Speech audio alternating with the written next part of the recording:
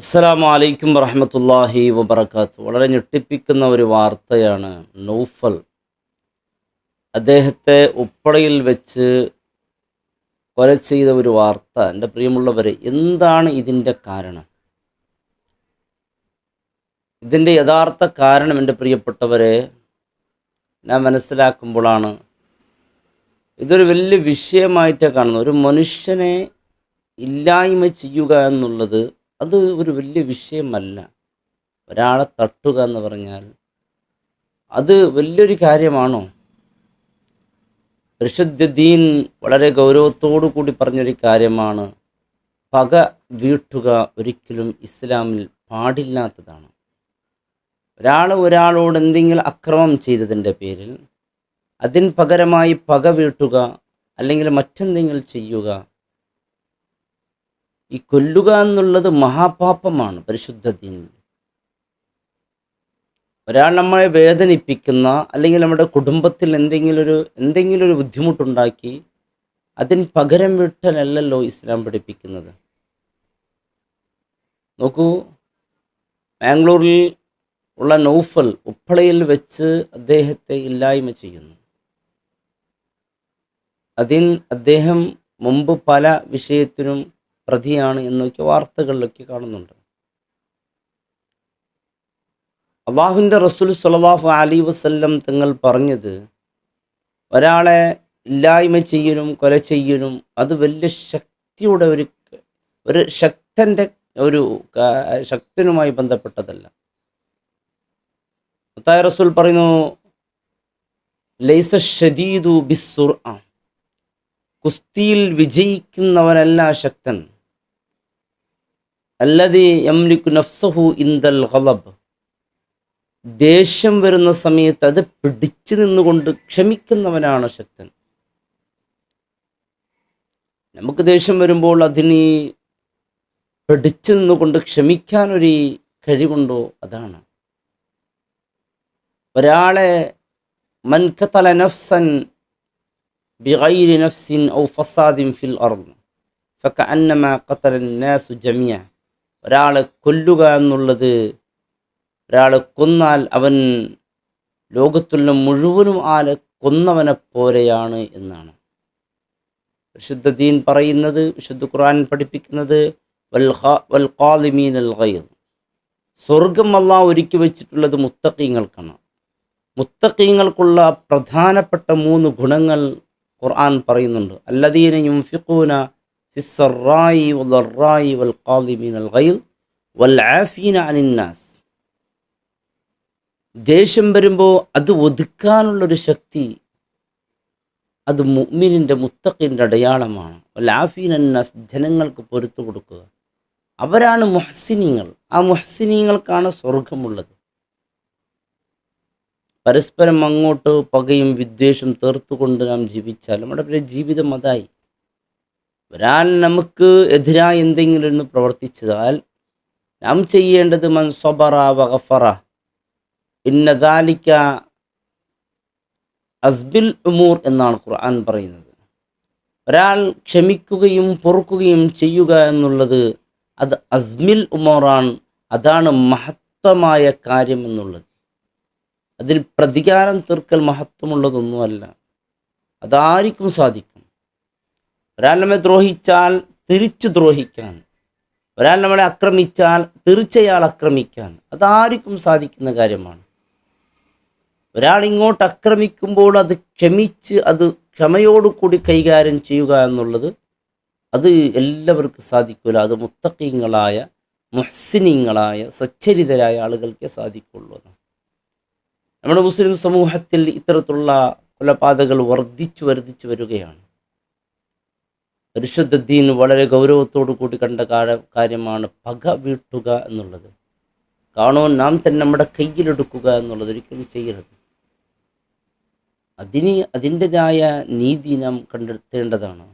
അതിന് പകരമായി മുൻകാല പാവം കാരണം ആരെയും കൊല്ലാൻ പാടില്ല എന്നാണ് ഇസ്ലാം പറയുന്നത്. ഇസ്ലാം ക്ഷമയും നീതിയും മാത്രമാണ് മുസ്ലിമീങ്ങൾ ഈ സമയത്ത് സ്വീകരിക്കേണ്ട വഴി അതാണ്. ക്ഷമയും നീതിയും സ്വീകരിക്കുക എന്നുള്ളതാണ്.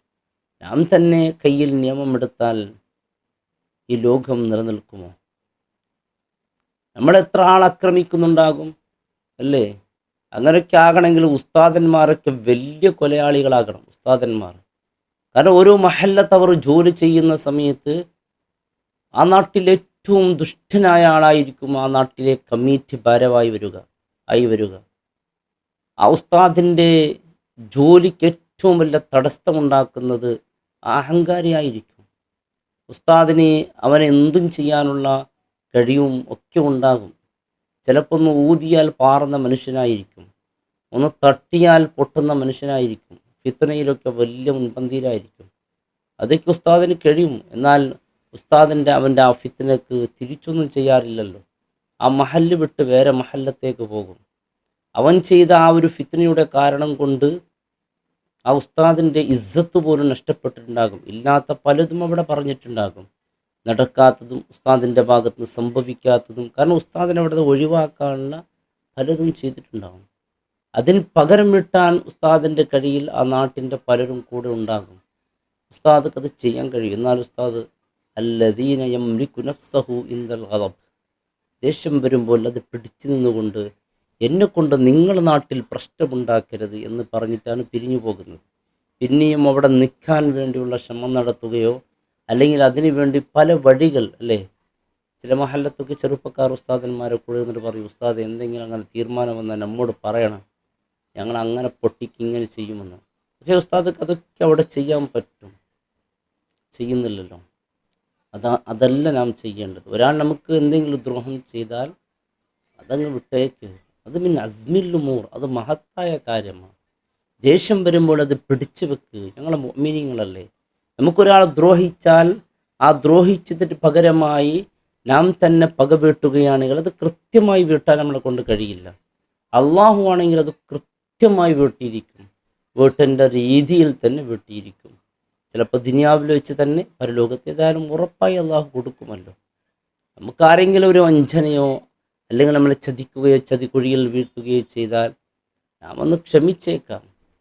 അള്ളാഹു അതിനുള്ള പകരം അള്ളാഹ് വീട്ടിയേക്കും, ഉറപ്പാണ്. നമ്മുടെ മുസ്ലിം സമൂഹത്തിൽ ചെറിയ ഒരു യാത്ര ചെയ്യുമ്പോൾ വണ്ടി വരിസ്യതിൻ്റെ പേരിൽ അല്ലേ, വണ്ടി നിറങ്ങ അടിക്കുക പിടിക്കുക കൊല്ല, എന്താ എൻ്റെ സഹോദരങ്ങളെ നാം കണ്ടുകൊണ്ടിരിക്കുന്ന വാർത്ത. നാം എല്ലാവരുടെയും പ്രതികാരം തീർക്കാൻ പോകേണ്ടവരല്ലല്ലോ, നാം മുഹ്സിനീങ്ങളാകേണ്ടവരാണ്. ഇദ്ദത്തുൽ മുത്തഖീൻ, സ്വർഗത്തിൽ ഒരുമിച്ച് കൂടേണ്ടവരാണ്. നമ്മുടെ ഉമ്മയെ കൊന്നവരാണ്.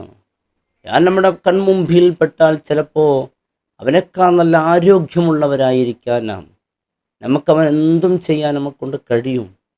എന്നാൽ ആ സമയത്ത് ഉമ്മയെ കൊന്ന ആൾക്ക് നീ പൊരുത്തു കൊടുക്കുക, നീ ക്ഷമിക്കുക എന്നുള്ളത് മിൻ അസ്ബിൽ ഉമൂർ എന്നാണ് ഹബീബ് സല്ലല്ലാഹു അലൈഹി വസല്ലം വിശുദ്ധ ഖുർആൻ. മുത്തായ റസൂലിൻ്റെ വാളൂരെടുത്തുകൊണ്ട് ചോദിച്ചു, ആരുണ്ട് മുഹമ്മദെ നിന്നെ രക്ഷിക്കാൻ?